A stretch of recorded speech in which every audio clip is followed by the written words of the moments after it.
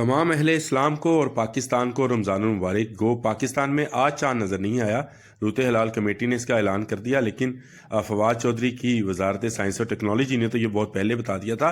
और उससे भी पहले नॉर्थ अमेरिका में जो रिसर्च का इदारा है उसने बताया था कि पाकिस्तान में और इसके मुल्का इलाकों में चांद जो है नज़र नहीं आएगा। 24 को नज़र आएगा और 25 को पहला रोज़ा यानी हफ्ते को पहला रोज़ा होगा।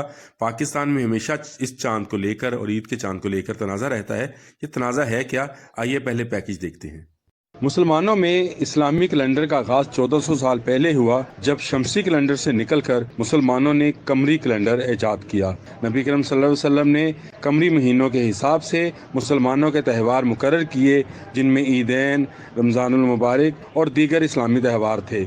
लेकिन वक्त गुजरने के साथ साथ जैसे जैसे साइंस और टेक्नोलॉजी ने तरक्की की तो चांद देखने की रवायत दीगर ममालिक की तरह पाकिस्तान में भी मशकूक करार दे दी गई। पाकिस्तान बनने के बाद से लेकर 1990 तक तो ये रवायत इसी तरह चली कि पाकिस्तानी हुकूमत की कायम करदा रूते हलाल कमेटी चांद देखती और लोग उसके मुताबिक ईद मनाते।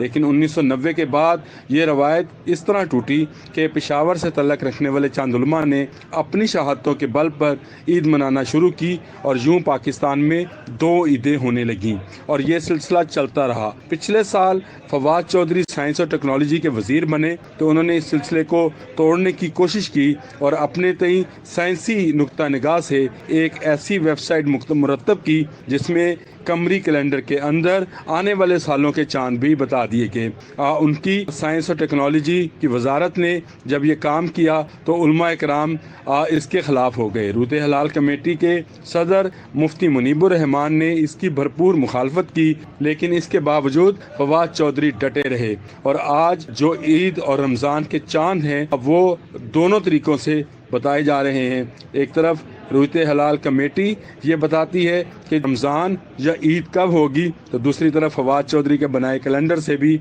इसकी तस्दीक होती है। यूं अब रूते हलाल कमेटी का काम सिर्फ एक रवायत के तौर पर जिंदा है, जबकि फवाद चौधरी का काम साइंस और टेक्नोलॉजी के साथ आगे बढ़ चुका है।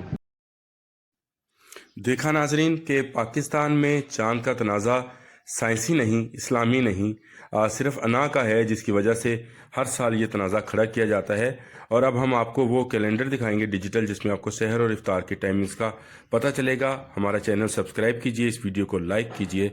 अल्लाह हाफिज़।